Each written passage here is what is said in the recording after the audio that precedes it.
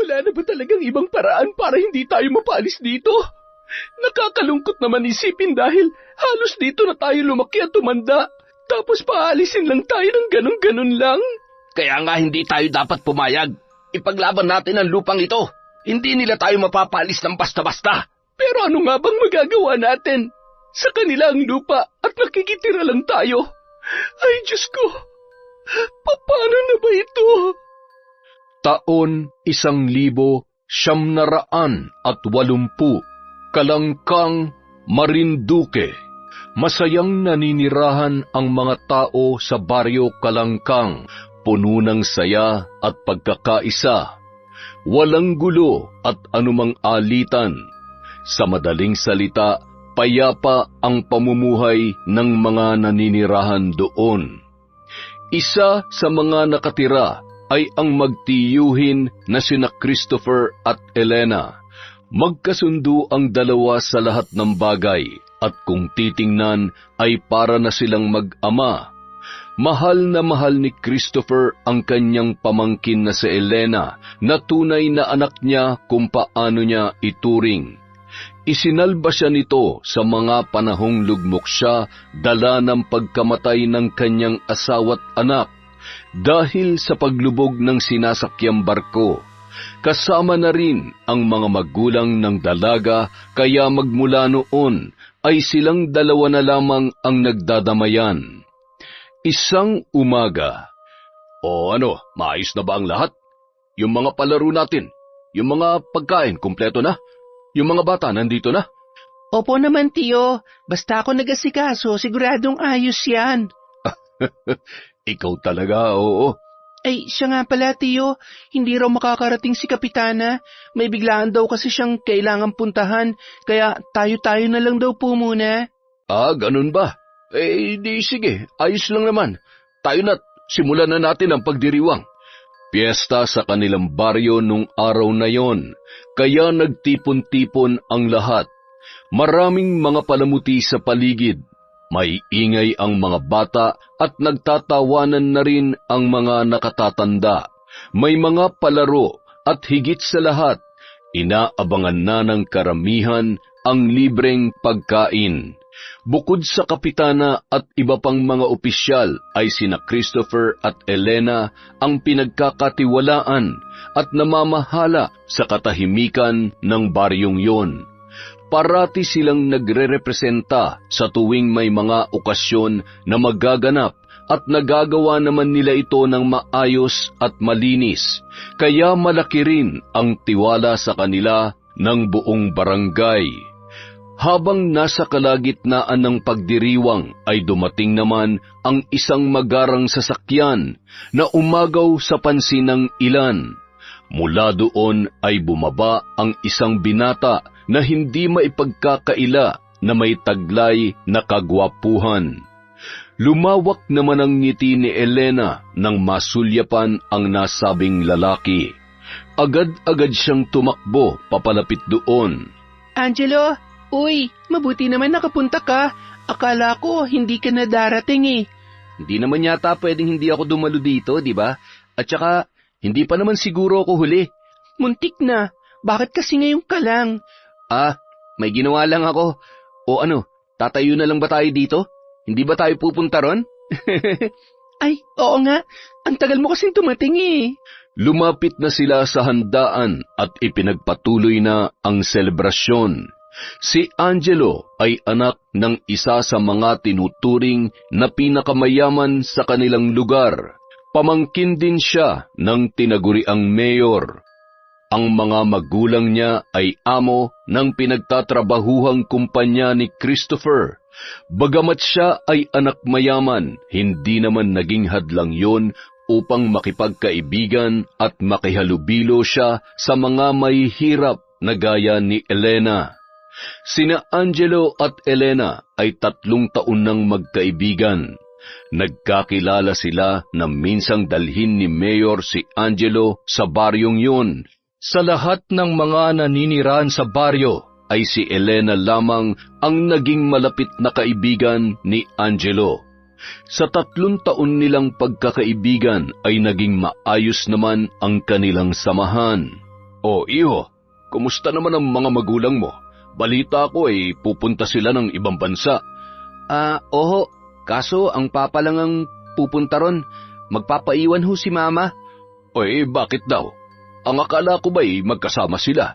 Yun nga din po ang akala namin eh. Kaso parang nagkaroon ho yata ng biglaang aasikasuhin si mama rito, kaya hindi po siya makakasama. Aasikasuhin? Ano naman kaya yon? Hindi ko nga rin alam eh. Hindi naman ako nakikialam sa mga business nila na yan. Basta mahalaga sa akin, nakakakain ako ng masarap dito sa inyo. Hoy, mas masarap kaya mga pagkain sa inyo, mayaman kayo eh. Hindi nakakasawa rin kaya ang mga pagkain dun. Halos puro karne na lang palagi. Iba-iba nga ang luto pero karne pa rin. Kaya buti pa dito sa inyo, may mga gulay at marami mapagpipilian ng walang halong karne. Bakit kasi puro karning kinakain mo? Kasalanan mo rin naman yan. Oh, bakit nagagalit ka? Ang sungit mo naman? Ay, nako, kayo talaga, oo. Siya nga pala, Elena. Bukas ikaw na munang bumisita ron sa lupa natin. Hindi ako makakasama dahil sa nandyan pala si Ma'am Mirasol at baka may mga ipapagawa yun sa amin. Tama kayo dyan, Tito. Alam nyo naman yun si Mama, palautos yun. Kung gusto mo rin, iho, ikaw na lang ang sumama rito kay Elena sa pagbisita ron. Yun kung wala kang gagawin bukas. Wala naman po, pwede po ako bukas. Teka, mga ilang buwan na ba nung huli akong nakapunta dun? Mga 6 na buwan pa lang yun, Angelo. Oo nga, 6 months na rin pala. Siguro marami ng bunga yung mga bayabas dun at hinog na. Hoy, hindi ka na bata para sa mga ganyan. Mahiya ka naman. Nakakatuwa talaga kayong dalawa. Para kayong mga aso't pusa. Basta bukas pagkatapos ng fiesta at nakapaglinis na, doon na kayo dumiretso, ha? Tumango na lamang ang dalawa. Pagkatapos ng selebrasyon ay umuwi na rin si Angelo. Kinabukasan, matapos maglinis sa isinagawang fiesta, ay sakto ang dating ni Angelo na agad din namang sinalubong ni Elena. Ano, tara na? Ano yung dala mo? Ito, pagkain. Baka kasi magtagal tayo dun. Mabuti na yung handa. Hay, sige na nga, tara na. Sumunod naman si Angelo sa kanyang kaibigan. Mga 15 minuto lang ang kanilang nilakad at narating na nila ang sinasabing lupa. Karugtong lang kasi yon ng kanilang baryo. Ang pagkakaiba lang, ang kanilang baryo ay pag-aari ng gobyerno ayon sa pagkakaalam nila. At ang lupa naman na inaapakan nila ngayon ay pagmamay-ari ng mga magulang ni Elena na mula pa sa kanilang mga ninuno. Ang ganda talaga rito, no? Hindi nakakasawang pagmasdan ng mga tanawin. Ay, teka, maupo muna tayo. Halika, eto. Salamat. Alam mo, maganda ang lugar na to. Bakit hindi kayo rito manirahan ng tiyo mo? Tutal, sa inyo naman tong lupa. Pwede niyong gawin ang kahit na anong gusto niyo rito. Nagbabalak nga kami ni Tiyo na sa susunod na taon ay dito na kami maninirahan. Magpapagawa lang kami ng kahit maliit na bahay at pagtatanim na lang ang gagawin naming hanap buhay. Yun naman pala. Bakit parang nag-aalangan ka? Oops, huwag tatanggi. Sa tono pa lang ng pananalita mo kasi parang nagdadalawang isip ka na. Ano, bakit ba? Kasi kapag lumipat kami rito, medyo mapapalayo kami sa mga tao ron sa baryo. Siyempre, pwede naman silang pumunta rito pero kasi iba pa rin yung kapitbahay mo lamang sila. Napalapit na rin kasi yung loob nila sa amin eh. Ang babaw naman ang dahilan mo. Pero alam mo, kung nag-aalangan ka, pwede nyo namang ibenta tong lupa. Ano? Kasi di ba, kung ayaw mo palang mawalay sa mga kapitbahay nyo at ayaw nyong lumipat rito, ano pang silbi nitong lupa? Ang ganda pa naman, tapos hindi lang mapapakinabangan. Sayang naman. Kaya ibenta nyo na lang. Sigurado naman akong marami magkaka-interes na bumili nito. Ano ka ba naman, Angelo? Wala akong balak na ibenta tong lupa. Kahit ilang milyon pang ipresyo nila, hindi namin to ipagbibili. Kung ganun, ano palang balak nyong gawin dito? Hindi ko pa alam. Ay, Elena, hahayaan mo na lang bang mabulok tong lugar na to rito? Kung hindi ikaw ang makikinabang, Hayaan mo ngang iba ang gumawa. Kung wala ka rin naman balak gawin dito sa lupa, ibenta nyo na lang. May kakilala ako na pwedeng bumili nito. Hindi yung kuripot kaya hindi ka nalugi kung sakali man. Ano, tawagan ko na ba? Magdesisyon ka na agad. Walang nakuhang tugon ng binata mula sa kanyang kaibigan. Wala kasi talaga silang planong ibenta ang naturang lupa. Makaraan ang ilang sandali ay nag-ikot-ikot muna sila at pagkatapos ay umuwi na rin. Matapos maghapunan ng magtiyo ay dumiretso na si Elena sa kanyang kwarto. Pagkaupo niya saglit ay bigla na lang siyang napatayo at tumungo sa maliit niyang kabinet. Sa pinakailalim noon ay naroon ang isang envelope na naglalaman ng titulo ng kanilang lupa. Pinagmasdan niya yon at nag-isip kung ano ba talaga ang dapat niyang gawin. Maya-maya pa, nang magpasya siyang ibalik yon, ay naagaw ang pansin niya ng isang kahon katabi ng pinaglalagyan ng mga papeles. Humugot siya ng hininga bago yun inilabas. Sa kahon na yun, nakalagay ang mga luma at mahalagang kagamitan ng kanyang ina. Kasama na roon ang gamit sa pambabarang. Bakit mo inilabas yan? Napalingon siya sa kanyang tiyuhin na nasa tapat ng pintuan ng kanyang kwarto. Lumapit ito kalaunan. Tiyo, kasi wala ho. Tinitingnan ko lang po kung hindi pa inaamag yung mga papeles. Baka kasi... Hindi yon. Yang kahong hawak mo ang tinutukoy ko. Bakit mo inilabas yan? Baka mamaya may biglang pumunta rito at makita yan. Yari tayo. Ito po ba? Pasensya na po.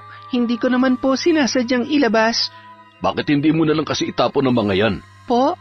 Alam mo, hindi ka tuluyang makakalimot hanggat mayroong ka pang isang bagay na pagmamay-ari ng mga taong wala na. Lalo na yung gamit sa pambabarang ng inay mo. Matagal na rin naman siyang tumigil sa ganitong gawain bago pa siya namatay. Huwag mong sabihing may balak kang sundan ang yapak niya. Tiyo naman, wala po. Wala po akong balak na maging katulad niya na mambabarang. At alam ko rin pong hindi niya rin yun gusto sa akin. Sayang naman po kasi kung itatapon ko na lang tong mga gamit niya. Kapag ginawa ko yon, parang binura ko na siya sa buhay ko.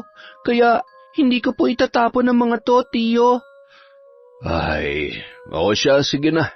Pero bakit mo pala tinitingnan ang mga papeles? Hindi ako naniniwala sa dahilan mo kanina. Ano bang binabalak mo?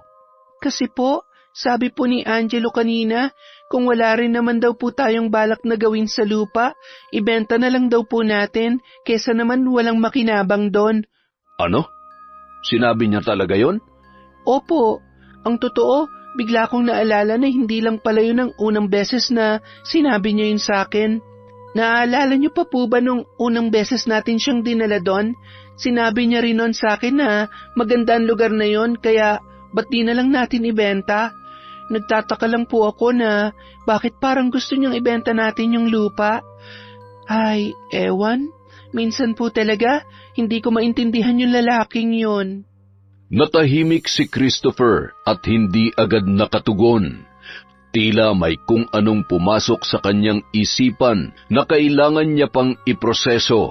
Bakit po, Tiyo? May problema po ba? Wala. Ay, sige na, magpahinga ka na. Itago mo na rin yung mga yan, ha? Matulog ka na rin pagkatapos. Agad yung lumabas na ikinataka ng dalaga, pero nagkibit-balikat na lamang si Elena. Matapos ibalik at ayusin ang mga kinuha niya ay humiga na rin siya para magpahinga. Kinabukasan, bumungad agad kay Elena ang kanilang mga kapitbahay na nagtutumpukan sa isang tabi. Tila mayroong mahalagang pinag-uusapan ang mga yon. Anong meron? Lumapit siya sa mga ito at nagtanong. Ang aga-aga naman po, nagchichismisan ka agad kayo? Ano po bang pinag-uusapan nyo? Mukhang seryoso po yan Ay nako, hindi mo pa ba alam, Elena? Ho? Ang alin po? Pinapaalis na tayo na may-ari ng lupang ito. May iniwang kasulatan kay Kapitana kaninang umaga na nagsasaad na pinapaalis na tayo dito. Pinakalat na yon sa buong baryo at ayon, hindi na nga magkaintindihan kung ano na ang gagawin ng mga tao. Pinapaalis ho tayo? Bakit daw ho? Hindi nga namin alam. Biglaan lang kasi ito. Binigyan lang tayo ng 2 linggo para humanap ng bagong matitirhan at makalis na. 2 linggo? Grabe naman po yun. Nasaan po ba si Kapitana? Naroon sa kanyang opisina. Kausapin mo. Subukan mong kumbinsihin na makiusap siya sa kung sino man ang nagpapaalis sa atin dito. Hindi na sumagot pa si Elena. Bagkus ay tumakbo na lamang siya patungo sa nasabing opisina ng Kapitana. Hindi na siya nag-abalang kumatok pa. Agad-agad na siyang pumasok at nadatnan niya rin doon ang kanyang tiyuhin na tila nakikiusap din. Elena, bakit nandito ka? Nabalitaan ko na pong pinaalis na raw tayo dito. Totoo po ba yon? Bakit? Kapitana, ano po ba talaga nangyayari? Sinabi sa akin ni Mayor na bibigyan na lang nila tayo ng 2 linggo para manatili rito. At kapag nandito pa rin tayo, wala na raw silang magagawa kundi ang persahan tayong paalisin. Binabawi na raw kasi na may-ari ang lupa nila dahil siguro may balak silang gawin dito. Pero di ba, gobyerno naman na may-ari ng lupang ito? At sa simula pa lang ay pinahihintulutan na nila tayong manirahan dito. Kaya paanong... Ay, nako. Hindi ko nga rin alam. At wala na rin naman tayo magagawa kundi ang lisanin na ang lugar na ito. Hindi po kami aalis at lalo na mga tao rito. Pakisabi po kay Mayor na papuntahin niya rito yung sinasabi niya may-ari para makausap namin siya. Kahit umabot pa ng 2 linggo yan, hindi kami aalis hanggat hindi siya nagpapakita rito. Hindi na naghintay pa si Elena na makakuha ng tugon mula sa Kapitana dahil agad na siyang lumabas ng opisina nito. Sinundan naman siya agad ng kanyang tiyuhin. Bakit gusto mo makita may-ari nito? Anong binabalak mo? At saka kung tutuusin, wala naman tayong dapat na ipag-alala kung paalisin tayo rito. Mayroon naman tayong sariling lupa. Pwede namang doon na lang tayo. Yun na nga po, tiyo eh.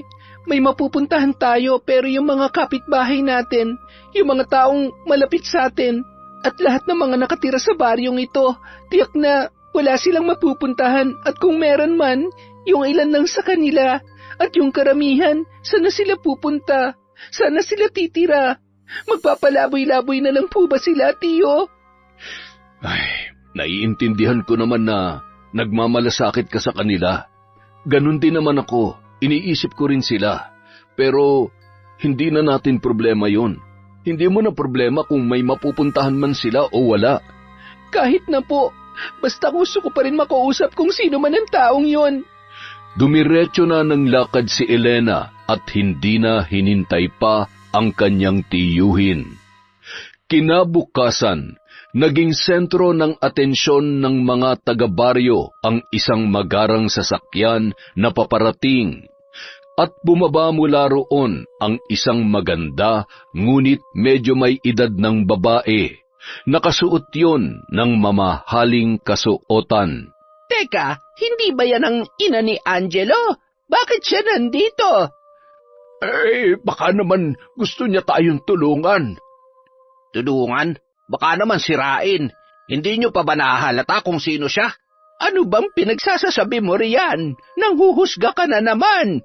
Ewan. Bahala kayo riyan. Marami pang mga bulong-bulungan, narinig ng mayamang babae. Lumingon-lingon ito sa mga taong naroroon na tila may hinahanap. Ilang sandali pa ay dumating si Elena at nagulat din ito sa kanyang nakita. Bakit nga ba naroon ang nanay ni Angelo na si Mirasol? Napabuntong hininga ang dalaga at masama ang kutob niya sa kanyang iniisip. Oh, Elena, nariyan ka na pala. Ma'am Mirasol? Ako nga. Hindi mo man lamang ba ako papapasukin sa bahay ninyo? Ngumiti na lamang ang dalaga, saka inanyayahan ang ina ng kanyang kaibigan sa kanilang bahay at doon na sila nag-usap. Ano po bang sadya nyo dito, ma'am? Nabalitaan ko kasi na gusto mo raw akong makausap. Ho? Hindi mo pa nga siguro alam. Ako na may-ari ng lupang ito. Ang totoo niyan, balak ko rin sanang kausapin ka talaga. Kaya nang makatanggap ako ng tawag mula kay Kapitana na nais mo raw ako makausap, ay hindi na ako nag-alangan pang puntahan ka rito para makapag-usap na nga tayo ng maayos. Ano po ba yon? Pero bago po yon, gusto ko po munang malaman na kung kayo na po may-ari ng lupa, bakit niyo po kami pinapaalis dito? Ano po bang dahilan? At masyado naman po yatang biglaan. Ganun talaga ang buhay, iha. May mga bagay na hindi mo inaasahang mangyayari. Pero tungkol sa tanong mo na bakit, alam mo kasi, nagpaplano ako magpatayo ng resort at itong lugar na ito ang napili ko.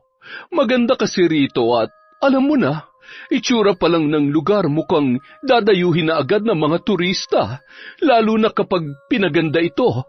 May hahalin tulad mo sa isang babaeng pulubi, madungis at maruming tingnan. Ngunit kapag inayusan at binihisan, magiging maganda at kaakit-akit. Ganun rin dito, kaya sana'y maintindihan mo ako. Pero marami naman pong ibang lugar para dyan, yung walang mga nakatira at walang naaabalang tao, na pwede niyong patayuan ng resort. Bakit po dito pa? Nasabi ko na ang dahilan, iha. Hindi ko na kailangang ulitin pa. Alam po ba ni Angelo to? Huwag mo nang idamay rito ang inosente kong anak. Hindi na po ba magbabagong isip nyo? Bakit kailangan gawin nyo to sa amin? Si Angelo, napalapit na siya sa mga tao rito, kaya paniguradong hindi niya magugustuhan kung paalisin nyo kami. Ay, wala kang alam, iha. Ay, teka, gusto mo na bang malaman kung ano talaga ang sadya ko sa'yo rito? Ano po ba yon? Ang totoo niyan, malaking resort ang gusto kong ipagawa at ang baryong ito ay hindi sapat para sa plano ko.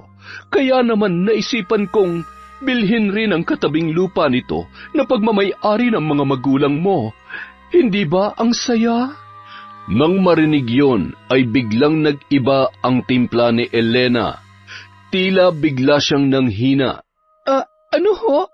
Pati ang lupa namin bibilhin nyo? Seryoso po ba kayo?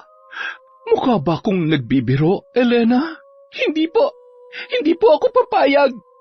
Magkanong halaga ba ang gusto mo? Name your price. Hindi ko po binibenta ang lupa namin, kaya makakaalis na po kayo.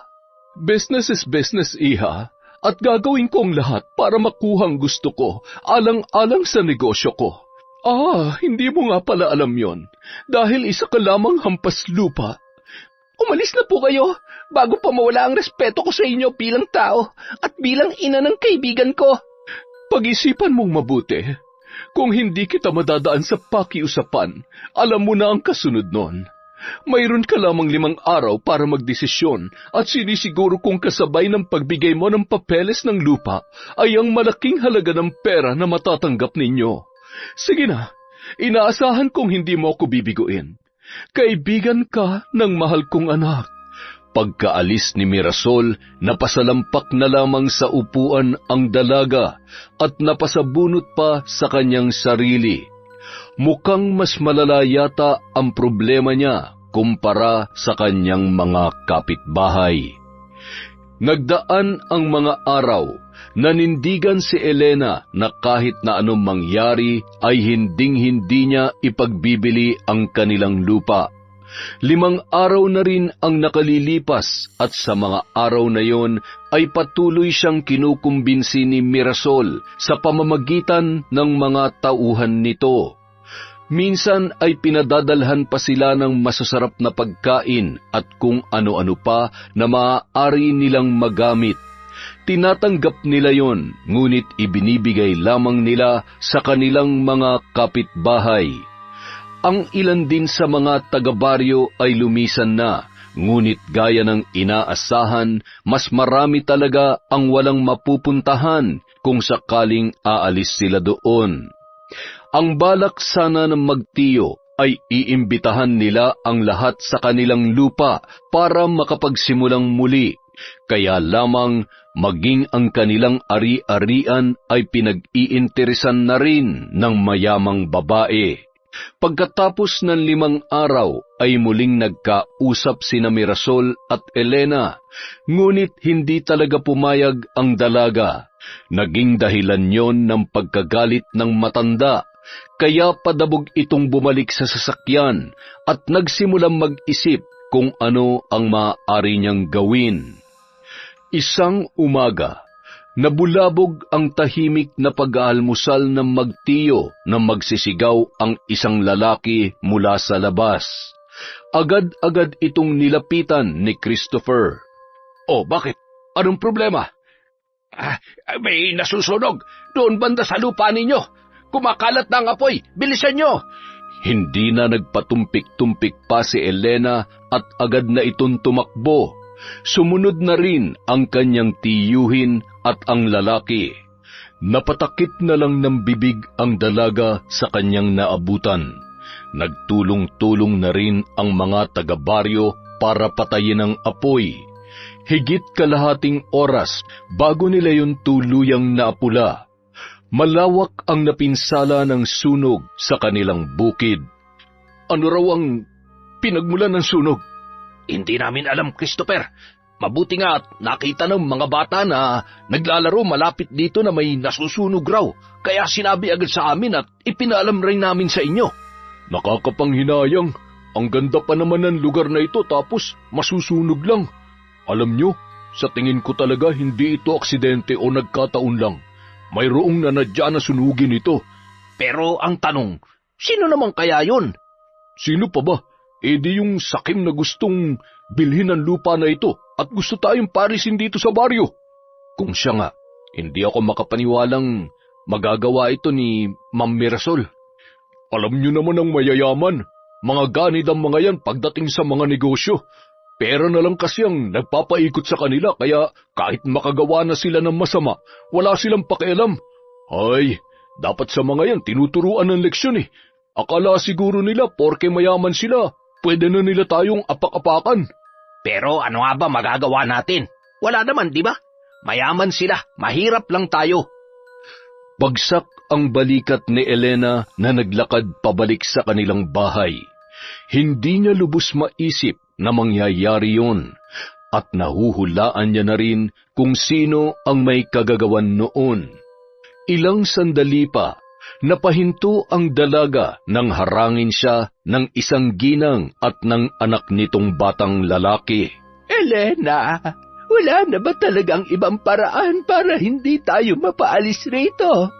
Hindi ba talaga mapapakiusapan si Ma'am Mirasol? 1 linggo na lang kasi ang natitira na ibinigay niyang palugit sa atin.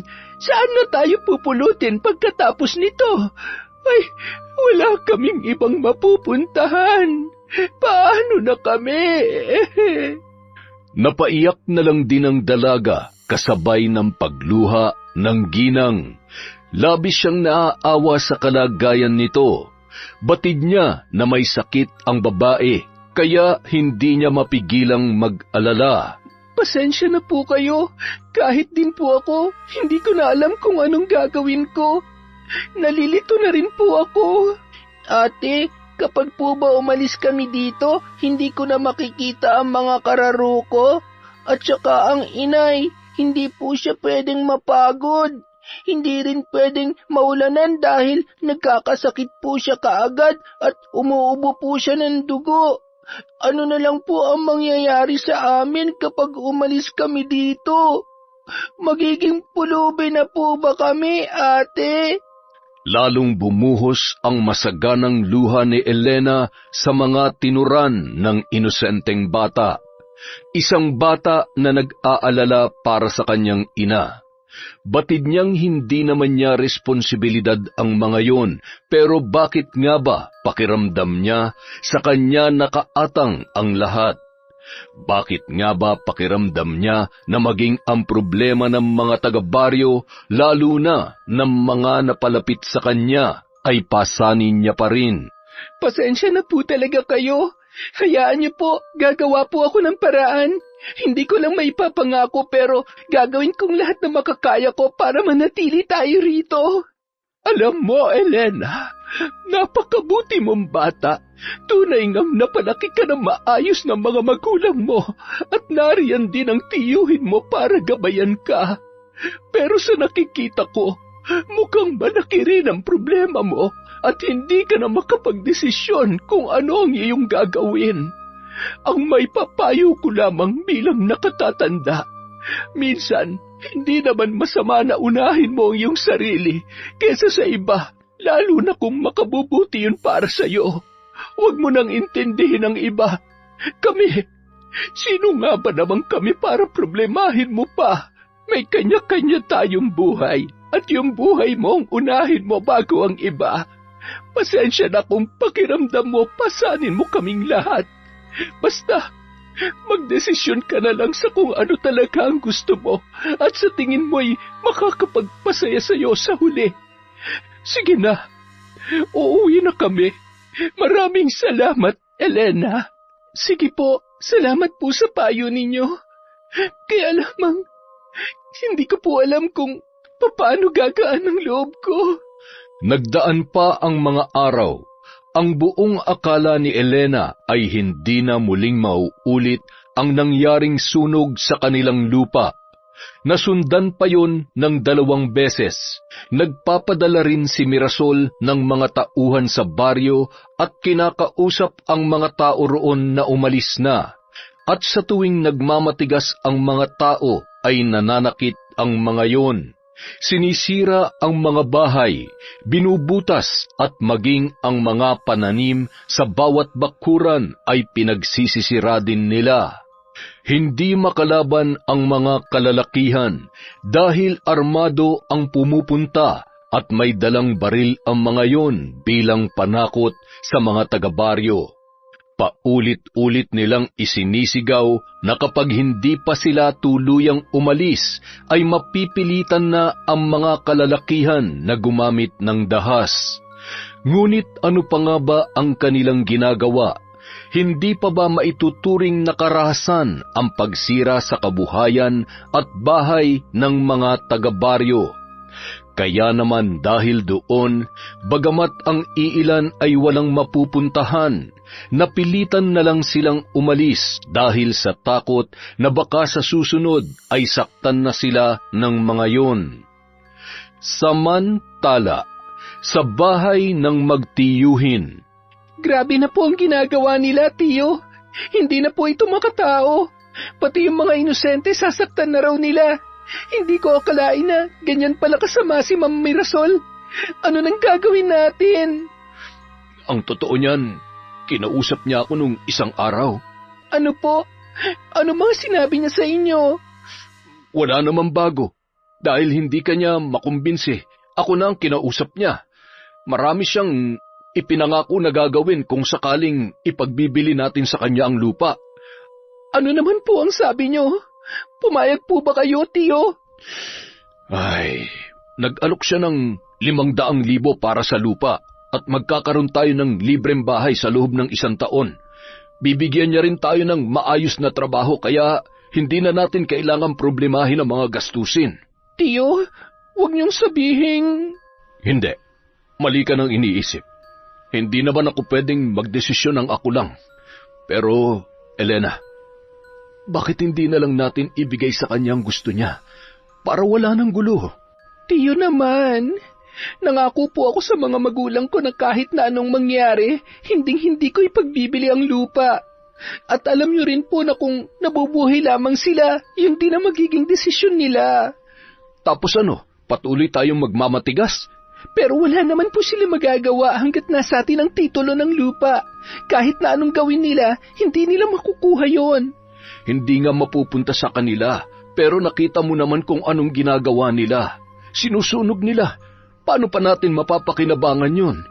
Elena, mayaman sila at maraming pera. Ang sabi niya pa, kung gugustuhin niya talaga maaari niya maangkin sa atin ang lupa kahit wala sa kanya ang titulo dahil marami silang koneksyon. At kapag nagmatigas pa tayo, yun na ang gagawin niya. Ano, haayaan mo na lang ba na mapunta sa kanila ang lupa na wala tayong nakukuha? Hindi na nakasagot pa ang dalaga. Umiyak na lamang siya imbis na magsalita. Wala na ba talaga silang magagawa para maipaglaban ang kanilang ari-arian? Pakiramdam niya ay wala na rin siyang kakampi dahil maging ang tiyo Christopher niya ay mukhang bumibigay na rin. Ano na ang dapat niyang gawin? At sino ang maaaring makatulong sa kanila? Si Angelo. Bigla na lang yun na isambit ni Elena sa gitna ng kanyang pag-iisip. Oo nga pala, nasaan na ba ang batang yun? Huli ko siya nakita nung bago mag-anunsyo na paaalisin na tayo rito. Bakit nga ba hindi siya bumibisita? Tama, si Angelo. Baka makatulong siya sa atin. Tiyo, kailangan ko po siya makausap. At ano naman tulong ang maibibigay niya sa'yo? Ayoko man tong sabihin pero mukhang maging siya tinalikuran na rin tayo. Basta kailangan ko siyang puntahan. Kakausapin ko siya. Baka sakaling makumbinsi niya si Ma'am Mirasol. Sandali Elena. Bumalik ka rito. Huwag mo nang pag-aksayahan ng oras ang taong yon. Wala kang mapapala sa kanya. Ay, bata ka, oo. Pagkarating ni Elena sa bahay ni na Angelo ay hindi rin siya nakapasok dahil sa mga gwardyang nagbabantay. Ang kulit mo naman. Sinabi na nga hindi ka pwedeng pumasok eh. Umalis ka na lang, miss. Kasi kahit anong gawin mo, hindi ka namin papapasukin. Sige na, umuwi ka na. Gusto ko lang po makausap si Angelo. Sige na po. Saglit lang naman Saka magkaibigan naman po kami. Kuya naman, sige na. Bawal nga kasi. Oh, ayan na pala si Sir Angelo eh. Bumaba sa sasakyan ang binata at akmang lalampasan lang sana niya ang dalagang kanina pa naghihintay. Ano ba yon? Bakit ka ba nandito? Gusto sana kita makausap. Pwede ba? Napabuntong hininga na lamang ang binata. Bahagya silang lumayo sa dalawang gwardya upang hindi marinig ng mga tao ang kanilang pag-uusapan. Bakit hindi ka na bumibisita sa amin? Mahigit 2 linggo na yon na. Yan lang ba sasabihin mo? Alis na ako. Alam mo bang pinapaalis na kami sa baryong yon? Kayo na palang bago may-ari ng lupang yon. At maging ang lupa na pinamana sa akin ng mga magulang ko, balak rin bilhin ni Ma'am Mirasol. Alam mo ba kung anong ginagawa niya? Pinapahirapan niya kami. Pinapasunog niya rin ang lahat ng pananim dun sa lupa namin. At nagbabayad siya ng mga tao para abusuhin at takutin kami hanggang sa kami na mismong umalis. Ano naman ngayon? Anong naman ngayon? Gumagamit na siya ng dahas para lang masunod ang gusto niya. Nakakasakit na siya ng ibang tao. Naiintindihan mo ba yon, Angelo? Naiintindihan ko. Kaya nga wala akong balak makialam sa inyo. At saka, matagal na panahon na rin naman kayong nakinabang sa lupa namin. Kaya siguro naman panahon na para kami naman ang makinabang dun. At yung tungkol sa lupa nyo, matagal ko nang binabanggit sa iyo na ibenta mo na lang yun. Kung sana nakinig ka lang sa akin nun, hindi mo na sana kailangan mahirapan ngayon. Pero matigas ka kaya magdusa ka. Angelo, ano bang sinasabi mo? Bakit parang ang tigas-tigas mo na ngayon? Wala na lang ba sa iyong lahat? Sa loob ng 3 taon, marami ka ring alaala na nabuo sa baryong yon. Yung mga taong napalapit sa iyo, itinuring ka na rin nilang pamilya. Baliwala lang yun sa iyo. At yung mga pinagsamahan natin, yung pagkakaibigan natin. Paano na yon, ha? Angelo naman, tulungan mo naman kami, oh. Tulungan mo ako. Hindi ko na alam kung anong gagawin Subukan mo namang kausapin ang mama mo. Baka sakaling makinig siya sa'yo at makumbinsi mo siya na itigil na ang mga ginagawa niya. Sige na, nakikiusap ako, Angelo. Muli na namang umiyak si Elena. Kulang na lang ay lumuhod siya sa harapan ng kanyang kaibigan upang siya ay pagbigyan. Habang si Angelo naman ay hindi makatingin ng diretso sa dalaga. Tumigil ka na. Wala akong balak na tulungan ka. At kung inaalala mong pagkakaibigan natin, ayoko sana tong sabihin pero dapat mo na ring malaman. Lahat ng mga ginawa ko noon, lahat yon scripted, planado. Nakiusap sa akin si Mama na maging malapit sa inyo at kaibiganin ka para malaman ang mga kahinaan nyo. Para kapag sinimulan niya ng plano niya, magagamit niya yung laban sa inyo. para mapaalis kayo. Ano, sapat na ba mga narinig mong yon para tumigil ka na? Kaya kung ako sa'yo, Elena, sumuko ka na lang. Huwag mo nang kalabanin ng mama ko dahil hindi mo siya kaya. Lahat ng gusto niya nakukuha niya, kahit sa maling paraan. Dalawang magkabilang sampal ang natamo ng binata mula kay Elena, na ngayon ay patuloy pa rin sa pagbuhos ang mga luha.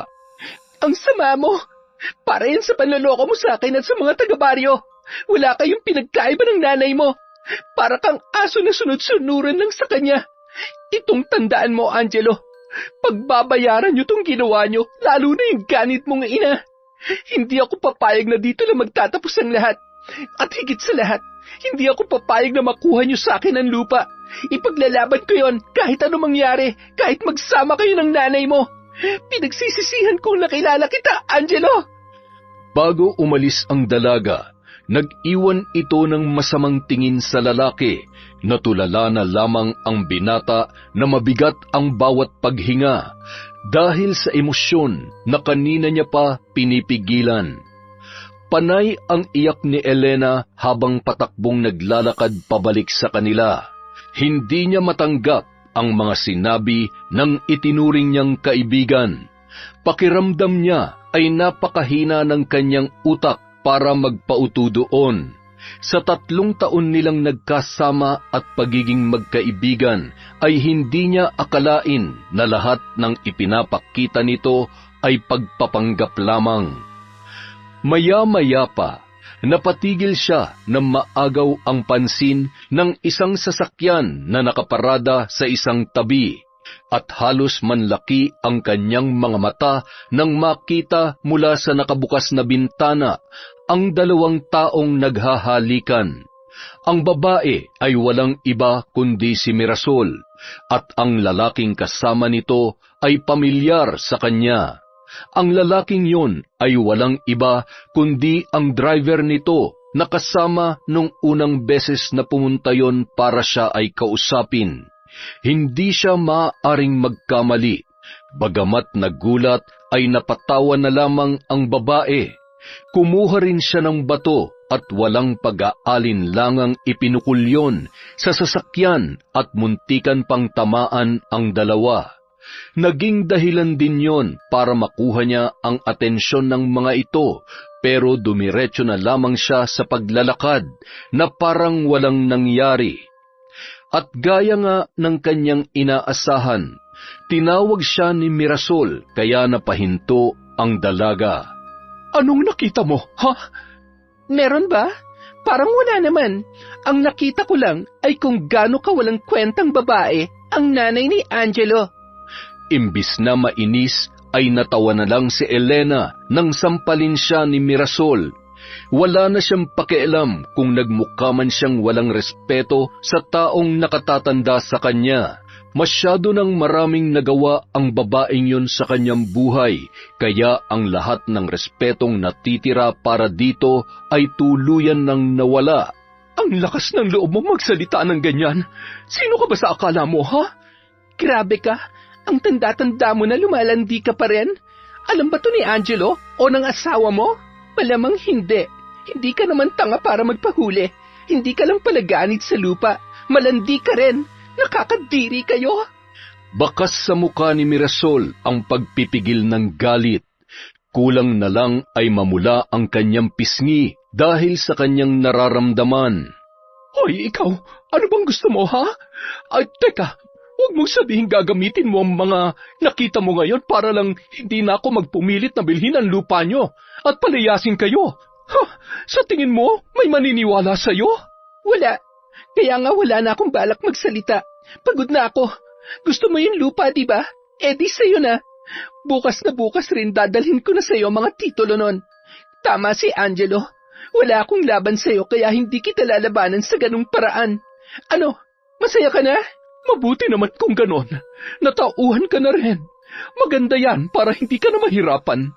Napakaganda niyo ho, Ma'am Mirasol. Ay, teka. Ano yung nasa buhok niyo? Patingin nga. Aray, ano ba? Sinasadya mo ba yon, ha? Ay, hindi ho. Nilinis ko lang po. May dumi kasi.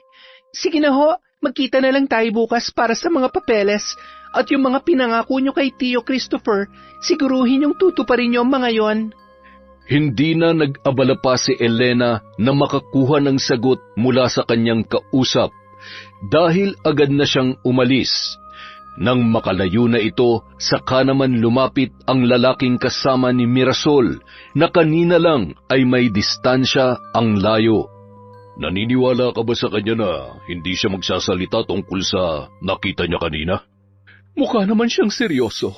At saka, kahit naman magsalita siya, walang maniniwala sa kanya. Iisipin lang ng mga tao na sinisiraan niya ako dahil sa pagpapaalis ko sa kanila. Kaya huwag mo nang problemahin yon. Halika na, bumalik na tayo sa bahay. Samantala, pangiti-ngiti si Elena habang patuloy sa paglalakad. Kinuha niya mula sa bulsa ang nabunot niyang isang hibla ng buhok ni Mirasol. Paniwalang-paniwala ka naman na ibibigay ko sa iyo ang lupa. Kahit kailan, hinding-hindi mangyayari yon. Ngayon, ako naman ang kikilos. Hintayin mo ang ganti ko, Ma'am Mirasol. Nang makauwi sa bahay, ay agad na sumalubong sa kanya si Christopher. Tinanong siya nito kung ano ang nangyari, subalit hindi siya tumagon. Bagkus ay dumiretso siya sa kwarto at mula sa pinaglalagyan ay kinuha niya ang kahon na naglalaman ng mga kagamitan sa pambabarang. Inilabas niya ang mga yon at pinagsama-sama. Sumilip si Christopher sa kwarto at halatang naguguluhan sa kung ano ang nangyayari. Anong gagawin mo riyan? Bakit mo inilalabas ang mga yan? Elena, ano ba?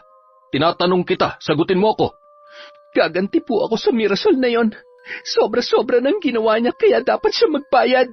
At ano? Gagamitin mo mga yan? Nahihibang ka na ba? Hindi mo nga alam kung paano ang tamang paggamit niyan at kung anong proseso ang mga gagawin. Ano pong gusto niyong gawin ko? Hayaan na lang siya? Alam niyo ba, Tio, kung anong mga sinabi sa akin ni Angelo? At ang nalaman ko tungkol sa pinaggagawa ng babaeng yon? Bakit? Ano nga ba? Sabihin mo sa akin.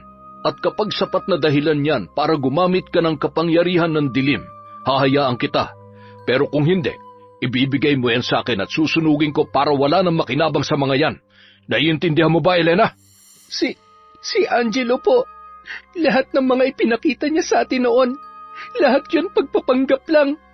Inutusan lang daw siya ni Ma'am Mirasol para maging espiya at malaman ang mga kahinaan natin. Niloko niya lang po tayo. Pinaikot at ginawang mga utu-uto. At si Ma'am Mirasol, ang babaeng yon, niloloko niya lang din ang asawa niya dahil may relasyon sila ng driver niya. Ano? May ibang karelasyon si Ma'am Mirasol? Imposible yan. Pero kitang-kita ko po, Tio. Naghahalikan pa nga sila eh. Maniwala po kayo sa akin. Kaya itong gagawin ko po, hindi lang ito para sa panloloko at pagpapahirap niya sa atin, kundi pati na rin sa panloloko niya sa asawa niya. Kaya hayaan niyo na po ako, Tio, nakikiusap ako. Hindi po ako matatahimik hanggat hindi ako nakakaganti sa kanya. Natagalan bago sumagot ang kanyang tiyuhin at nagdesisyon. O sige, sabihin na nating gaganti ka nga at gagawin mo yan. Pero paano? Gaya ng sabi ko kanina, wala kang alam pagdating sa ganyan. Paano mo gagawin yan, ha? Bahala na po, Tio. May libro naman po dito. Susundan ko na lang po yon kung paano ang tamang proseso. Ay, ako tong kinakabahan sa gagawin mo eh. Paano kung mahuli tayo? Paano kung malaman nila na tayo ang may gawa niyan sa kanya? Wala naman po silang magiging ebidensya at wala silang magagawa gaya ng sa kung paano tayo wala magawa sa mga pagpapahirap nila sa atin. Basta may plano po ako, Tio, at kailangan ko rin po ang tulong nyo. Sumang-ayon na lamang si Christopher at pinag-usapan nila kung ano ang gagawin. Halos buong gabi ring inaral ni Elena ang mga nakasaad sa maliit na libro. May mga lengguwahe roon na hindi niya maintindihan, ngunit ang iba naman ay kanyang nauunawaan. Hindi na siya nakatulog ng buong gabing yon. Batid niya na hindi yun madali. Nabanggit rin sa kanya noon ng kanyang ina na kung aaralin niya ang karunungang itim, ay maaaring abutin siya ng ilang linggo o buwan. Depende sa kung gaano siya kabilis matuto at kapursigido. Ngunit sa kanyang sitwasyon ay hindi siya maaaring matagalan. Ilang araw na lamang ang natitira at patuloy na silang paaalisin. Kinabukasan, sinubukan na niyang gawin ang pag-orasyon. Hindi pa siya sigurado kung gagana yon dahil buong gabi pa lamang niyang pinag-aaralan. Ngunit sinubukan pa rin ng dalaga. Nagsindi siya ng mga kandilang kulay pula at ipinalibot yon kung saan gumawa ito ng hugis bilog. Inilagay niya rin sa gitna noon ang litrato ni Mirasol na sa tulong ng tiyuhing si Christopher ay nakuha nila yon. At itinabi niya ang isang hibla ng buhok sa litrato na nakuha niya nung sila ay nagkausap. Bumuntong hininga si Elena at pumwesto sa gitna ng hugis bilog na kandila at nagsimula ng mag-orasyon. Maya-maya, kinuha niya ang isang maliit na manika at 3 karayom. Inurasyonan niya yon at hinampas-hampas ng balahibo ng manok kasama ang litrato. Nang matapos ay humugot naman siya ng malalim na paghinga. Para to sa lahat ng ginawa mo sa akin, sa amin, at sa panloloko mo sa asawa mo. At sa unang pagkakataon, tinusok niya ng unang karayom sa tiyan ang manika na nagsisilbing si Mirasol. Nagkaroon din siya ng kakaibang pakiramdam. Pakiramdam na tila gumagana ang orasyon. Inulit niya pa ang pagtusok ng karayom hanggang sa nagsunod-sunod na yon at tila nakakaramdam na siya ng kakaibang kasiyahan. Pagkaraan ng ilang oras, rinig na rinig ni Elena ang usapan ng mga natitira pa sa baryo tungkol sa nasabing babae. Ayon sa mga ito ay bigla na lang daw ng hina at nawalan ng malay ang babae, kaya't agad itong isinugod sa ospital. Napangiti na lamang si Elena at bumalik na ng bahay kung saan naabutan niya ang kanyang tiyo na nag-iimpake na ng mga gamit. Ano pong ginagawa niyo, tiyo? Aalis po kayo? Ayoko nang manatili rito, Elena. Ako lang tong nababahala sa mga ginagawa mo. At saka, parang nasobrahan naman yata ang ginawa mo sa kanya. Nawalan siya ng malay. Paano kung may masamang mangyari sa kanya? Paano kung napatay mo na pala siya? Bakit po kayo nag-iisip ng ganyan, tiyo? Hindi ko siya papatayin. Kahit gustong-gusto ko dahil sa ginawa niya sa atin, pinipigilan ko po ang sarili ko. Tama na. Nakaganti ka na, di ba? Sapat na yun. Umalis na tayo dito. Hayaan na lamang natin sila. Gusto ko nang matahimik. Ayoko na ng gulo. Pagod na ako sa lahat ng ito. Mag-impake ka na rin ng mga gamit mo. Bilisan mo na. Hindi po ako aalis dito. Dito lamang po ako. Kung gusto nyo, kayo na lang. Elena! Hindi pa po ako tapos sa kanya. Lalo na ngayon na gumagana ang mga orasyon ko, na kahit halos buong isang gabi ko lang pinag-aralan ng mga yon, nagagawa ko na lang tama. Hindi pa po gumagaan ang pakiramdam ko kaya hanggat nandito ang bigat sa dibdib ko, hindi ko siya titigilan. Bahala na po kung ano mangyari, wala na akong pakialam. Elena, ano ba? Sumama ka na lang sa akin. Hindi kita pwedeng pabayaan dito. Pamangkin kita at nangako ako sa mga magulang mo, sa kapatid ko, na babantayan at aalagaan kita. Kaya sige na naman huwag mo na akong pahirapan pa. Pasensya na po kayo, tiyo. Pero sa pagkakataong ito, hindi po ako makikinig sa inyo. Kahit po umalis tayo, hindi pa rin ako matatahimik dahil nasa loob ko pa rin ang bigat. Kaya hayaan niyo po akong gawin kung ano makakapagpagaan sa kalooban ko. O sige, bahala ka na. Mukhang hindi na rin naman kita mapipilit. Basta kung ano man ang gagawin mo, huwag mo pa rin sanang kalimutan maging mabuting tao, gaya ng palagi kong itinuturo sa iyo. Tuluyan nang umalis si Christopher at nilisan si Elena. Umiyak na lang ang dalaga. Yun ang unang pagkakataon na mawawalay siya sa kanyang tiyuhin, na itinrato siya na parang tunay na anak. Gustuhin man niya itong makasama at pigilan, pero batid niyang kapag ginawa niya yon ay ang paghihiganti niya ang magiging kapalit. Samantala, katatapos lamang kausapin ni Angelo ang doktor na tumitingin sa kanyang ina na si Mirasol. Ano ang sabi ng doktor, anak? Ano ang sakit ko? Ano raw bang problema at bigla akong nakaramdam ng ganoon at hinimatay pa ako? Wala naman daw pong problema, Ma. Normal naman daw po ang lahat sa inyo. Eh kung ganoon, bakit yun nangyari sa akin? Hindi ko nga rin po alam pero siguro daw ho dahil sa pagod. Hindi ba marami kayong inaasikaso nitong nakaraan? Baka ho dahil doon. Huwag niyo na pong problemahin yon. Maayos naman daw po kayo, Ma. Mabuti naman kung ganon. Ayokong nagkakasakit. Ay siya nga pala, si Elena. Pumunta na ba siya sa bahay? Bakit naman po siya pupunta doon, Ma? Sinabi niya sa akin na ngayong araw ay ibibigay niya ang titulo ng lupa nila. Po, bakit niya naman gagawin yon? Ipinagbili niya na ba sa inyo ang lupa? Ay, malay ko sa kanya. Siguro natauhan na rin siya na talagang wala siyang laban sa akin kahit ipagpilitan niya pa. Kaya tara na, umuwi na tayo. Baka naghihintay na siya sa labas ng bahay. Nang makauwi ang dalawa, ay wala naman silang Elenang nadatnan gaya ng inaasahan ni Mirasol. Si Angelo na lang muna ang naghintay sa labas sa pagdating ng dalaga, ngunit maggagabi na ay wala pa rin si Elena. Pumasok na lamang siya sa loob upang kumain.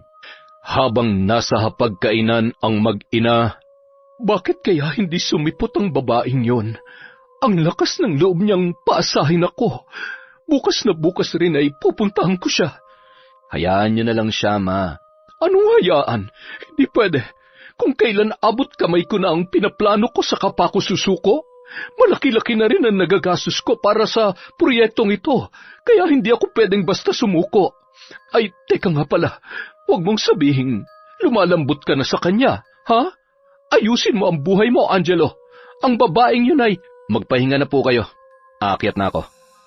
Naihampas na lamang ni Mirasol ang kanyang palad sa lamesa. Mukhang lumalambot na ang kanyang anak. Sa isip niya ay hindi yun maaari. Kailangan niyang gumawa ng paraan upang kamuhian nito ang mga taga-baryo, lalong-lalo na si Elena. Pagkaakyat ni Mirasol sa kanyang silid upang makapagpahinga, ay nakarinig siya ng boses sa kanyang tainga. Agad siyang napabangon. Ang tinig na yon ay tinatawag ang kanyang pangalan. Paulit-ulit at palakas ng palakas. Sino yon? Saan nanggagaling yon? Tinakpan na lamang niya ang kanyang tainga upang hindi niya yon marinig. Ngunit nanunuot pa rin ang mga tinig. Patuloy pa rin siyang tinatawag ng kung sino man. Maya-maya, napadaing si Mirasol nang makaramdam na naman ng tila tinutusok ng kung anong matulis na bagay ang kanyang katawan. Pilit siyang bumaba, ngunit nadapa lamang siya at humandusay sa sahig. Ngunit magkaganon pa man ay pinilit niyang tumayo upang kunin ang gamot na pampatulog. Halos ubusin niya na yon para mabilis makatulog at hindi na maramdaman ang sakit ng katawan. Ilang minuto niya pang ininda hanggang sa nakatulog na siya habang nasa sahig. Kinabukasan, nataranta ang mga katulong nang abutan ang kanilang amo na nakahandusay na parang isang bangkay. Tawagin niyo si Sir Angelo! Bilisan niyo! Naku naman po, madam! Pagdating ni Angelo, agaran niyong lumapit sa kanyang ina. Nang akbang bubuhatin na nila, ay bigla naman niyong nagising. Ma, ayos lang ho kayo? Bakit dito kayo natulog sa sahig? Anong nangyari? Ay, manaman, ano ba naman kayo? Ano ba nangyayari sa inyo? Pinilit namang alalahanin ni Mirasol ang nangyari, ngunit hindi niya maintindihan na tila walang pumapasok sa kanyang isipan. Dahil doon, napagpasyahan nilang mag-almusal na lamang. Habang nag-aalmusal, tahimik at tulala lamang ang babae. Hindi rin niya ginagalaw ang pagkain, kaya naman nagtataka ang kanyang anak. Matapos kumain, ay kinausap niya ang kanyang ina. Ma, ano ba talagang nangyayari sa inyo? Bakit kayo nagkakaganyan? Ano? Bakit? Ano ba nangyayari sa akin? Manaman, hindi itong tamang oras ng pagbibiro. Hindi ko maintindihan ang sinasabi mo, anak. Iwan mo na lang muna ako rito. Gusto kong mapag-isa. Ma, wala ba talaga kayong naaalala? Ano ba ang dapat kong maalala? Ay, kahapon sabi nyo, bigla kayong nakaramdam ng sakit at nawala ng malay. Dinala namin kayo sa ospital para malaman kung anong problema pero wala naman daw. Tapos kaninang umaga, naabutan ka namin na natutulog sa sahig. Ang akala namin... Tapos ngayon, kanina pa kayo tulala. Wala rin kayong maalala sa mga nangyari. Ma, ano ba talagang problema? Para hong nawawala na kayo sa sarili ninyo. Hindi ko nga rin alam, anak. Pakiramdam ko, yun nga rin ang nangyayari sa akin. Bakit ako nagkakaganito? Teka, si Elena, pinantahan mo na ba siya? Kailangan natin makuha sa kanya ang mga Angelo! Ma, bakit ho? Ano nangyayari sa inyo? Ma! Parang may kung anong tumutusok sa katawan ko, anak. At ang ulo ko, sumasakit. Angelo, anak! Sandali lang po, tatawag po ako ng tulong. Makalipas ang ilang sandali, nakatulog na naman si Mirasol. Tumawag na naman sila ng doktor, ngunit wala ring pinagkaiba ang sinabi nito noong una. Kung wala hong sakit si Mama, bakit ho siya nagkakaganyan? Yung kanina, mukhang hirap na hirap talaga siya, Dok. Sigurado ba talaga kayong wala siyang sakit? Sigurado namang kami riyan. Kaya maging ako rin ay hindi alam kung ano nangyayari.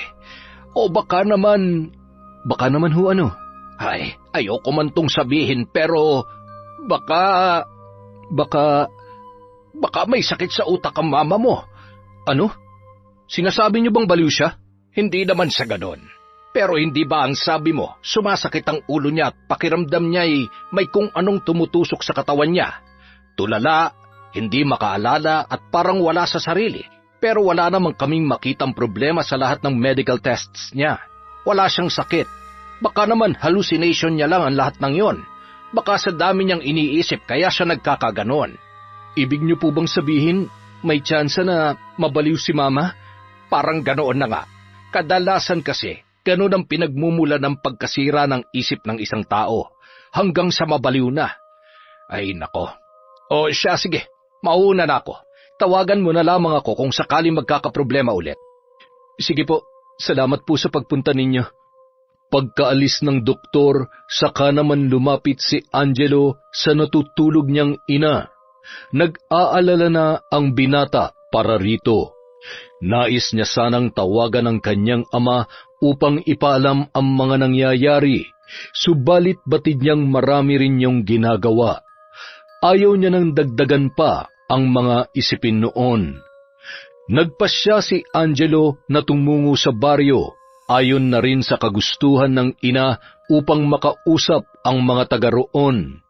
Pinagtinginan pa siya ng lahat ng mga tao. Ano ba naman yan, Angelo? Akala pa naman namin ay kakampi ka namin. Pero kagaya ka lang pala ng nanay mo. Sunod-sunuran ka sa kanya. Ngayon ka lang rin namin ulit nakita rito Bakit? Sa pilitan mo rin kaming paalisin? Sayang lang ang tiwalang binigay namin sa'yo. Pasensya na po kayo.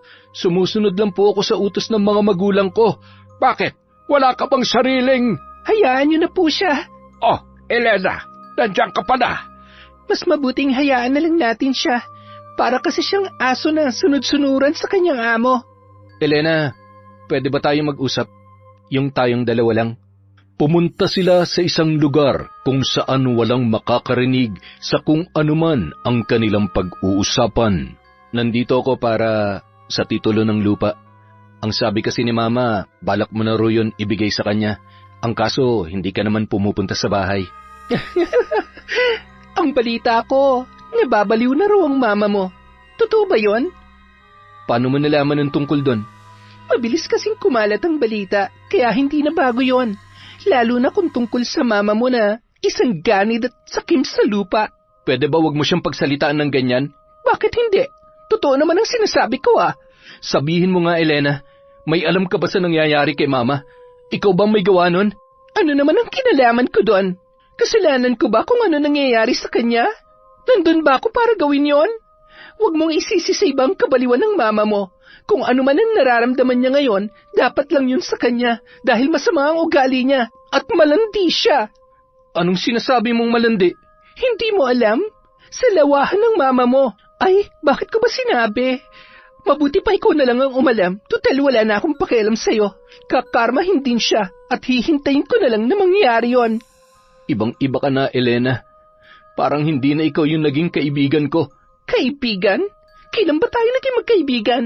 Wala kasi ako matandaan na naging kaibigan ko ang isang gaya mo. Mabuti pa umalis ka na. Huwag ka mag-alala. Ipapanalangin ko ang mama mo na sana lumalap ang kalagayan niya. Napabuntong hininga na lamang ang binata nang iwanan na siya ni Elena. Bumalik na lang siya sa bahay para matingnan ang kanyang ina. 2 araw pa ang lumipas. Nagpatuloy pa rin sa sitwasyong yon si Mirasol. Gabi-gabi na lang ay nakakarinig siya ng mga tinig na tinatawag ang kanyang pangalan. Nakakaramdam ng sobrang lamig sa katawan kahit na balot siya ng kumot. Minsan rin ay hindi na nakakakain sapagkat isinusuka niya lang ang lahat pagkatapos. Sa loob ng 3 araw na ganoon ay mabilis na namayat si Mirasol at nanghihina na rin ito. May mga pagkakataon pa na para na itong isang tunay na baliw. Hindi na rin alam ni Angelo kung ano ang kanyang gagawin. Hanggang sa isa sa kanilang mga katulong ang nakapagsabi na baka raw binabarang ang kanyang ina. Ano? Seryoso ka ba dyan? Opo, sir. Kasi di ba kahit ipatingin nyo na siya sa mga doktor ay wala namang sakit na nakikita sa kanya. Isa lang po ang ibig niyang sabihin. Malamang ay yun na nga nangyayari sa kanya. Ginagamitan siya ng itim na salamangka ng kung sino man. Itim na salamangka? Ano ba namang kalokohan yan, ate? Wala ho tayo sa fairy tale. Realidad po to. Alam ko naman yun, sir. Pero kasi hindi ba kayo nagtataka? Wala namang problema sa kanya, kaya bakit siya nagkakaganyan? Alam niyo po, ganyan din ang nangyari sa pamangkin ko noon. Halos magkaparehas lang sila ng mga sintomas na binabarang ang isang tao. Mabuti na nga lang po at albularyo noon ang lula ko, kaya naagapan siya bago lumala ang kanyang kalagayan. Kaya sir, sige na po. Wala naman pong masama kung susubukan nyo lang. May kilala kong albularyo na pwedeng makatulong sa inyo. Kung gusto nyo sasamahan ko po kayo roon. Bagamat hindi naniniwala at nag-aalangan, ay sumugal na lamang si Angelo. Dinala nga nila si Mirasol sa sinasabing albularyo. Bumiyahe pa sila ng ilang oras para lamang marating ang bahay noon. At nang sa wakas ay natagpuan na nila ay pinapasok naman sila agad ng naturang albularyo. Ginagamitan siya ng itim na kapangyarihan? Oo. Yun po kasi ang sabi nila. Hindi ka naniniwala roon, iho. Tama ba? At nag-aalangan ka rin, kaya baka hindi ko mapagaling ang iyong ina. Po, mabuti pa'y umuwi na lamang kayo. Alam mo kasi, hindi ako tumatanggap ng mga pasyente na hindi naman buo ang loob sa pagpapagamot sa akin. Kailangan ay buo ang tiwala mo na mapapagaling ko ang nanay mo. Kaya mo ba yon, iho? Napayuko na lamang si Angelo. May punto naman kasi ang albularyo. Ngunit gayon paman, huminga siya ng malalim at pilit na isinaksak sa kanyang isip na naniniwala siyang mapapagaling ng albularyong yon ang kanyang ina. Ay, o siya sige. ilapit mo na siya sa akin at nang masimulan ko na. Agad namang inalalayan ni Angelo ang kanyang ina. Tulala kasi yun, minsan lamang magsalita, ngunit wala pang nakakaintindi sa kanyang mga sinasabi. Angelo, anak, sino ba yan? Bakit tayo nandito? Ang baho-baho ng lugar na ito. Alisin mo ako rito. Ayoko sa bahay ng mga hampaslupa. Parang ngayon pa lamang ay alam ko na kung bakit siya pinaparusahan. Pasensya na po kayo. Ako na lang po ang nakikiusap na gamutin niyo siya. Naaawa na po ako kay Mama. Kahit naman po minsan masama ang ugali niya. Pero nanay ko pa rin po siya at ayoko siyang nakikitang ganyan. Kahit naman gaano pa kasama ang isang tao, bilang isang albularyo ay tungkulin kong tulungan at gamutin siya. Kaya huwag ka na mag-alala. Pumwesto ka na muna doon at ako na ang bahala sa kanya. Pinanood na lamang ni Angelo ang ginagawa ng albularyo. Kumuha ito ng kung anong klaseng sanga ng puno na may mga kaunti pang dahon. Naglagay rin siya ng langis sa kanyang kamay at ipinahid yon sa noo ni Mirasol. Nang itapat ng albularyo ang kanyang palad sa noo ng babae, ay nagsimula na yung umusal ng dasal na walang ibang nakakarinig kundi siya lamang. Makalipas ang ilang sandali, bigla na lang naghihiyaw sa sakit si Mirasol na ipinag-alala ng kanyang anak. Ha? Ano pa nangyayari sa kanya? Tinatanggal ko lamang ang anumang salamangka na namumugad sa kanyang katawan. At nararamdaman kong ang nagpapasakit sa kanya ay baguhan pa lamang, kaya't madali natin itong magagawa. Napatango na lamang ang binata. Muling nagpatuloy ang albularyo, ngunit makaraan ang ilang sandali ay bigla na lamang itong tumalsik ng bahagya na muntikan pang mawalan ng balanse. Ayos lang po ba kayo? Nag-aalalang tanong ni Angelo na lalapit na sana, ngunit pinigilan lamang siya ng albularyo. Kahit palabaguhan lamang ang gumagawa nito ay malakas na rin siya. Pero huwag ka mag-alala. Marami na ako nakaharap na higit namang mas malakas sa kanya, kaya hindi mo ko kailangang alalahanin. Siya nga pala, iho. Alam mo bang may paraan para maibalik natin sa kanya ang ginagawa niya sa iyong ina? Mararanasan niya rin. Makakaramdam din siya ng matinding sakit. Gusto mo, gawin natin yun sa kanya? Hindi ko po alam. Kayo po ang bahala. Basta gumaling lamang po si Mama. Ay, hindi po. Sige po. Gawin niyo rin sa kanya mga ginagawa niya kay Mama. Tumango na lamang ang albularyo at gaya kanina, itinapat niya ang kanyang palad sa noo ni Mirasol. Nag-usal na naman siya ng kakaibang lengguwahe, ngunit sa pagkakataong yon, naririnig na siya ni Angelo. Muling humiyaw sa sakit si Mirasol nang hampasin siya ng kung anumang klaseng sanga ng puno ng albularyo. Ipinaghampas yon sa palibot ng kanyang katawan habang nagsasambit ng orasyon. Hindi naman napigilan ni Angelo na lumapit sa ina at hawakan ang kanyang mga kamay. Nandito lang po ako, Mama. Hindi ko po kayo iiwan. Tatang, akala ko po ba ibabalik niyo yun sa gumagawa nito kay Mama? Bakit po nasasaktan pa rin siya? Sa pamamagitan ng katawan ng mama mo ay nasasaktan na rin ang gumagawa nito sa kanya. Sandali, nais mo bang malaman kung sino siya? Maaari ko siyang kausapin. Kaya niyo pong gawin yun? Sige po. Inilapat ng albularyo ang dalawang daliri niya sa sintido ng babae at dahan-dahang pumikit. Ilang sandali pa ay nagsalita siya. Isang babae. Bata pa siya. Siguro ay mga kasing edad mo lamang. Mahaba ang kanyang buhok at puno ng pagkamuhi ang kanyang puso. Ginagawa niya raw ito dahil nais niya maghiganti sa mama mo, dala ng pagiging sakim nito. Naguluhan ang isip ni Angelo. Tila pamilyar sa kanya ang sinasabi ng albularyo. Babae? Kaedaran ko? Gumaganti siya? Hindi kaya si Elena? Yun raw ang pangalan niya. Si Elena? Paanong... Bakit? Kilala mo ba siya? Kaibigan siya ng anak ko. Ang babaeng bruha na yun. Siya palang may gawa ng lahat ng ito. Mama, ayos na po kayo? Wala na po ba masakit sa inyo? medyo maayos na ako, anak. Sa pagkakataong ito, ang mambabarang na si Elena ang siyang naghihirap ngayon. Namimilipit na siya sa sakit dulot ng sarili niyang kagagawan. Magtatagal rin ng ilang araw ang paghihirap niyang yon. Kaya naman, tama na po, itigil na natin to. Hayaan na po natin siya. Huwag niyo na po siyang saktan. Hindi pwede, anak. Kailangang magbayad ang babaeng yun sa mga ginawa niya sa akin. Ang lakas ng loob niya. Kung tutuusin, kasalanan din po naman natin kung bakit niya ginawa yun. Hindi naman ho siya masama eh. Biktima lang din po siya. Kaya nakikiusap po ako sa inyo, Tatang. Binabawi ko na mga sinabi ko kanina. Huwag niyo na siyang pahirapan, pakiusap po. Hindi.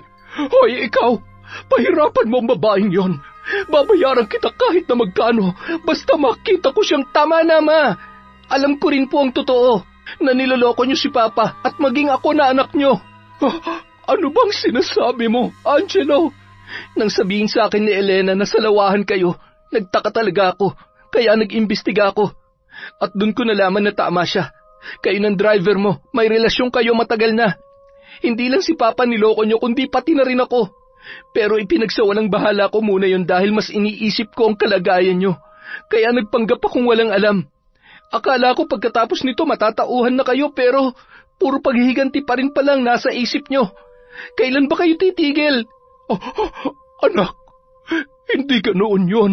Mali ka nang iniisip. Tama na ho, pwede ba? Isa lang ang pakiusap ko, Mama. Itigil nyo na ang pagbili sa lupa ni na Elena at huwag nyo nang paalisin ang mga tao sa baryo. Hayaan natin silang patuloy na mamumuhay doon. Dahil kung hindi, makakarating kay Papa ang ginawa ninyo. Alam mo naman siguro kung ano mga pwede niyang gawin kung sakaling malalaman niya ang lahat ng ginagawa nyo.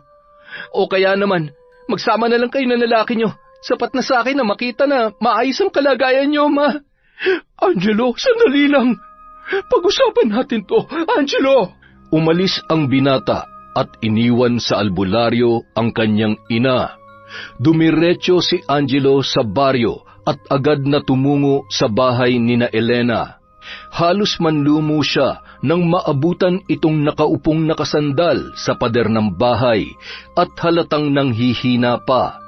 Dahan-dahan siyang lumapit at lumuhod sa harapan ng babae. Elena, ayos ka lang ba? Hindi. Ano? Masaya ka na ba?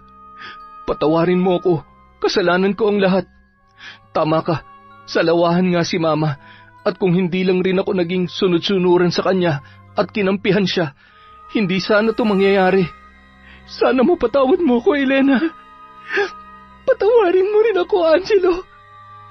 Nadala lang ako sa galit, kaya ako nagawa yon. Nagsisisi na ako. Napagtanto ko na hindi pala tama ang gumamit ng ganong paraan. Akala ko magiging masaya ako pagkatapos, pero... Lumapit sa kanya si Angelo at niyakap na lamang nito ang babae. Ayos lang, naiintindihan ko. Hayaan mo, ako na mismo gagawa ng paraan para matapos ng lahat ng ito. Babawi ako sa inyo, lalong-lalo na sa iyo. Ha? Sorry. Sorry talaga, Elena. At gaya nga ng ipinangako ni Angelo, ang lahat ng naninirahan sa baryong yon na umalis ay ipinahanap niya at inimbitahang bumalik muli. Sina Mirasol naman at ang lalaki nito ay magkasamang pinalayas sa kanilang bahay. Nalaman ng ama ni Angelo ang mga pinaggagawa nito at ang pag-ipot sa kanyang ulo. Kaya naman hindi ito nagdalawang isip na palayasin ang kanyang asawa nang walang kahit na anong dala mula sa kanyang kayamanan. Magkasamang umalis si Mirasol at ang driver at wala nang nakakaalam kung saan sila nagtungo. Bagamat nalulungkot ang binata, wala naman siyang magagawa basta't ang padre de pamilya ang nagdesisyon. Isa pa, naisip niya rin na baka karma lang yon ng kanyang ina sa mga masasamang gawain nito. Samantala, muli nang bumalik si Christopher kaya nagkasama na muli silang magtiyo.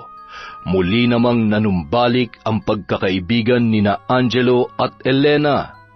Nagkapatawaran na rin sila at lahat ng mga kinikilos nila ngayon ay wala ng halong pagpapanggap. Makalipas ang ilang araw, pinagmamasdan ni Christopher kasama ang dalawa na magdiwang ang mga taga-baryo para sa kanilang muling pagbabalik at pagsasama-sama. Ang sarap ng pakiramdam ng ganito, yung wala ka nang alalahanin pa. Sinabi mo pa, mas masaya pa to kaysa sa magkaroon ng girlfriend. Kayo palang dalawa, ano bang balak nyo sa isa't isa? Po, anong ibig niyong sabihin, Tiyo? Jesus, ang ibig kong sabihin, wala ba kayong balak na, alam nyo na, higitan pa yung pagkakaibigan ninyo? Natawa na lamang sina Angelo at Elena habang namumula ang kanilang mga pisngi. Lalo na nang akbayan na siya ng binata. Nagulat pa siya nang bigla siya nitong nakawan ng halik at saka kumaripas ng takbo na agad niya namang hinabol para mabatukan.